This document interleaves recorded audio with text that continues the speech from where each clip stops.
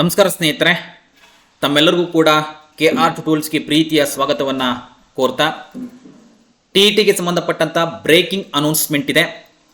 ಈ ಒಂದು ಎಲ್ಲರೂ ಕೂಡ ಕಾತುರದಿಂದ ಕಾಯ್ತಾ ಇದ್ರಿ ಕೀ ಉತ್ತರಗಳು ಯಾವಾಗ ಬಿಡ್ತಾರೆ ಅಂತ. ಆ ನಿಟ್ಟಿನಲ್ಲಿ ಈ ಒಂದು ಕೀ ಉತ್ತರಗಳಿಗೆ ಸಂಬಂಧಪಟ್ಟಂಥ ಮಾಹಿತಿ ಏನೆಲ್ಲ ಇದೆ ಅಂತ ನೋಡ್ತಾ ಹೋಗೋಣ. ಹಾಗೆ ನಮ್ಮ ಚಾನಲನ್ನು ಯಾರಾದರೂ ಕೂಡ ಹೊಸದಾಗಿ ನೋಡ್ತಾ ಇದ್ರೆ ದಯವಿಟ್ಟು ನಮ್ಮ ಚಾನಲನ್ನು ಸಬ್ಸ್ಕ್ರೈಬ್ ಮಾಡ್ಕೊಳ್ಳಿ. ಹಾಗೆ ಪಕ್ಕದಲ್ಲಿ ಕಾಣಂಥ ಬೆಲ್ಲೈಕನ್ನು ಪ್ರೆಸ್ ಮಾಡಿ ಅಂತ ಹೇಳ್ತಾ, ಜೊತೆಗೆ ಈಗ ಆಲ್ರೆಡಿ HSTR ಮತ್ತು GPSಗೆ ಸಂಬಂಧಪಟ್ಟಂತೆ ಹೊಸ ಬ್ಯಾಚ್ಗಳು ಪ್ರಾರಂಭವಾಗಿದೆ. ಅತ್ಯಂತ ಕಡಿಮೆ ಶುಲ್ಕದಲ್ಲಿ ಗುಣಮಟ್ಟ ತರಗತಿಗಳನ್ನ ನಿಮಗೆ ಕೊಡ್ತಾ ಇದ್ದೀವಿ. ಸೊ ಹೆಚ್ಚಿನ ಮಾಹಿತಿಗೆ ಕೆಳಭಾಗದಲ್ಲಿ ಕಾಣಂಥ ನಂಬರ್ಗೆ ಸಂಪರ್ಕಿಸಿ ಅಂತ ಹೇಳ್ತಾ, ಸೊ ನೇರವಾಗಿ ವಿಷಯಕ್ಕೆ ಹೋಗೋಣ. ಸೊ ತಮಗೆಲ್ಲ ಇಂದಿನ ಒಂದು ದಿನಪತ್ರಿಕೆಯಲ್ಲಿ ಬಂದಂಥ ಮಾಹಿತಿ, ಸೊ ಇದನ್ನು ನೋಡಿರ್ತೀರಂತ ಭಾವಿಸ್ತೀನಿ. ನೋಡಿಲ್ಲ ಅಂದರೆ ಎಲ್ಲರೂ ಕೂಡ ದಯವಿಟ್ಟು ತಿಳ್ಕೊತಾ ಹೋಗಿ. ನೋಡಿ, KTET ಏನು ನಮಗೆ ಈಗ ಆಲ್ರೆಡಿ KTETಗೆ ಸಂಬಂಧಪಟ್ಟಂತೆ ಎಕ್ಸಾಮ್ ನಡೆದಿದೆ, ಇದರ ಒಂದು ಕೀ ಉತ್ತರಗಳನ್ನ ಜುಲೈ 8ರಂದು ಪ್ರಕಟಣೆಗೊಳಿಸ್ತಾ ಇದ್ದಾರೆ. ಅಂದರೆ ನಾಳೆ ನಿಮಗೆ ಈ ಒಂದು ಕೀ ಆನ್ಸರ್ಗಳು ಸಿಗ್ತಾ ಇದೆ. ಸೊ ಈ ಒಂದು ಕೀ ಉತ್ತರಗಳನ್ನ ಎಲ್ಲಿ ನೋಡ್ಬೋದು ಅಂದರೆ school.education.kar ಅಥವಾ KR ಅಥವಾ karnataka.gov.in ಅಲ್ಲಿ ವೀಕ್ಷಿಸಬಹುದಾಗಿದೆ. ಸೊ ಈ ಒಂದು ವೆಬ್ಸೈಟ್ ಅನ್ನು ಹೊಡೆದ್ರೆ ಅಲ್ಲೇ ನೇರವಾಗಿ ನಿಮ್ಗೆ ಏನಾಗುತ್ತೆ ಎಲ್ಲ ಕೀ ಉತ್ತರಗಳು ಸಿಗುತ್ತೆ. ಅಥವಾ ನಾವು ಕೂಡ ನಿಮಗೆ ಆ ಒಂದು ಕೀ ಉತ್ತರಗಳನ್ನ ನಮ್ಮ ಯೂಟ್ಯೂಬ್ ಚಾನಲ್ ಮುಖಾಂತರವಾಗಿ ತಿಳಿಸ್ಕೊಡ್ತಾ ಹೋಗ್ತೀವಿ. ಸೊ ಯಾವ್ದು ಸರಿ ಇದೆ, ಯಾವ್ದು ಸರಿ ಇಲ್ಲ, ಜೊತೆಗೆ ಕೀ ಉತ್ತರಗಳಿಗೆ ಸಂಬಂಧಪಟ್ಟಂತೆ ಏನಾದರೂ ಕೂಡ ಗ್ರೇಸ್ ಮಾರ್ಕ್ಸ್ ಬರುತ್ತಾ, ಬರೋದಿಲ್ವಾ.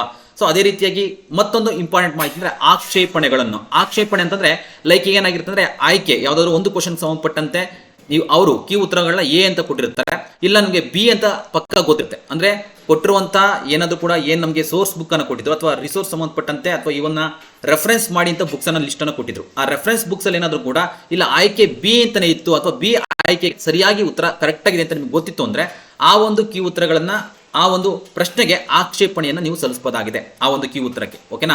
ಸೊ ಆ ಒಂದು ಅದಕ್ಕೆ ಸಂಬಂಧಪಟ್ಟಂತೆ ಯಾವ ರೀತಿ ಆಕ್ಷೇಪಣೆಗಳನ್ನ ಸಲ್ಲಿಸಬೇಕು, ಅದಕ್ಕೆ ಸಂಬಂಧಪಟ್ಟಂತ ಮಾಹಿತಿನ ಯಾವ ರೀತಿ ಸೋರ್ಸ್ ಅನ್ನ ಕಲೆಕ್ಟ್ ಮಾಡ್ಕೊಬೇಕು ಸಂಬಂಧಪಟ್ಟಂತೆ ನಿಮಗೆ ನಾಳೆ ಡಿಸ್ಕಷನ್ಸ್ ಅನ್ನು ಹೇಳ್ತಾ ಹೋಗ್ತೀನಿ. ಸೊ ಈಗ ನಿಮಗೆ ಒಂದಿಷ್ಟು ಮಾಹಿತಿ ಗೊತ್ತಿರಲಿ, ನಾಳೆ ನಿಮಗೆ ಕೀ ಉತ್ತರಗಳು ಪ್ರಕಟಣೆಗೊಳ್ತಾ ಇದೆ. ಜೊತೆಗೆ ಜುಲೈ 13ರಂದು ಏನಾಗ್ತಿದೆ ಅಂದ್ರೆ ಇದು ಆಕ್ಷೇಪಣೆಯನ್ನು ಸಲ್ಲಿಸೋದಕ್ಕೆ ಕೊನೆಯ ದಿನಾಂಕ ಆಗಿರುತ್ತೆ. ಸೊ ಆ ನಿಟ್ಟಿನಲ್ಲಿ ತಾವೆಲ್ಲರೂ ಕೂಡ ನಾಳೆ ವೇಟ್ ಮಾಡ್ತಾ ಹೋಗಿ. ನಾಳೆ ಕೀ ಉತ್ತರಗಳು ಪ್ರಕಟಣೆಗೊಳ್ಳುತ್ತೆ. ಯಾರೆಲ್ಲ ಒಂದಿಷ್ಟು ವೇಟ್ ಮಾಡ್ತಾ ಇದ್ರಿ, ಸೊ ಕೀ ಉತ್ತರಗಳನ್ನ ನೋಡ್ಕೊಳ್ಳಿ. ಯಾರೆಲ್ಲ ಒಂದು ಹೇಳಿದ್ನಲ್ಲ, ಸೊ 83 ಅಂದರೆ SC ST ಹಾಗೆ SC ST ಹಾಗೆ ಕ್ಯಾಟಗರಿ 1ಗೆ ಜೊತೆಗೆ ಏನು ವಿಕಲಚೇತನ ಇರ್ತಾರೆ ಅವ್ರಿಗೆಲ್ಲರೂ ಕೂಡ 83 ಮೇಲೆ ಬಂದಿರಬೇಕಾಗುತ್ತೆ. ಹಾಗೆ OBC ಅಥವಾ GM ಏನಿದ್ದಾರೆ ಅವರೆಲ್ಲರೂ ಕೂಡ 90 ಮೇಲೆ ಬಂದಿರಬೇಕಾಗುತ್ತೆ. ಏನು ನಿಮ್ಮ ಒಂದು ಕೀ ಉತ್ತರಗಳಲ್ಲಿ. ಓಕೆನಾ. ಬಂದಿತ್ತು ಅಂದ್ರೆ ನೀವು ಎಲಿಜಿಬಲ್ ಅಂತ ಅರ್ಥ. ಸೊ ಯಾರೆಲ್ಲ ಎಲಿಜಿಬಲ್ ಆಗಿರ್ತಾರೆ ದಯವಿಟ್ಟು ತಾವೆಲ್ಲರೂ ಕೂಡ ಈಗ GPSಗೆ ರೆಡಿ ಆಗ್ತಾ ಹೋಗಿ. ಎಲಿಜಿಬಲ್ ಆಗಿದ್ರೆ ಭಯ ಬೇಡ. ಸೊ HSTR ಕನ್ಫರ್ಮ್ ಆಗುತ್ತೆ. HSTRಗೆ ತಾವೆಲ್ಲರೂ ಕೂಡ ಡಿಗ್ರಿ BEd ಆಗಿದ್ರೆ HSTRಗೆ ರೆಡಿ ಆಗ್ತಾ ಹೋಗಿ ಅಂತ ಹೇಳ್ತಾ, ಈ ಒಂದು ವಿಡಿಯೋದಲ್ಲಿ ನಿಮಗೆ ಗೊತ್ತಾಯಿತು. ಸೊ ನಾಳೆ ಕೀ ಉತ್ತರಗಳು ಪ್ರಕಟಣೆಗೊಳ್ಳುತ್ತೆ. ಎಲ್ಲಿ school.education.karnataka.gov.in ಅಲ್ಲಿ. ಜೊತೆಗೆ ಆಕ್ಷೇಪಣೆಗಳನ್ನು ಸಲ್ಲಿಸೋದಕ್ಕೆ ಜುಲೈ 13ವರೆಗೂ ಕೂಡ ಅವಕಾಶ ಇರುತ್ತೆ. ಅಲ್ಲಿವರೆಗೂ ಕೂಡ ಅವಕಾಶ ಸಲ್ಲಿಸಬಹುದು ಅಂತ ಮಾಹಿತಿ ತಿಳಿತು ಅಂತ ಭಾವಿಸ್ತೀನಿ. ಸೊ ಈ ಒಂದು ವಿಡಿಯೋ ಇಷ್ಟ ಆದರೆ ದಯವಿಟ್ಟು ಲೈಕ್ ಮಾಡಿ, ನಿಮ್ಮ ಸ್ನೇಹಿತರಿಗೆ ಶೇರ್ ಮಾಡಿ ಅಂತ ಹೇಳ್ತಾ, ಸೊ ಈ ವಿಡಿಯೋವನ್ನು ಇಲ್ಲಿಗೆ ಮುಗಿಸ್ತಾ ಇದ್ದೀನಿ. ಧನ್ಯವಾದಗಳು.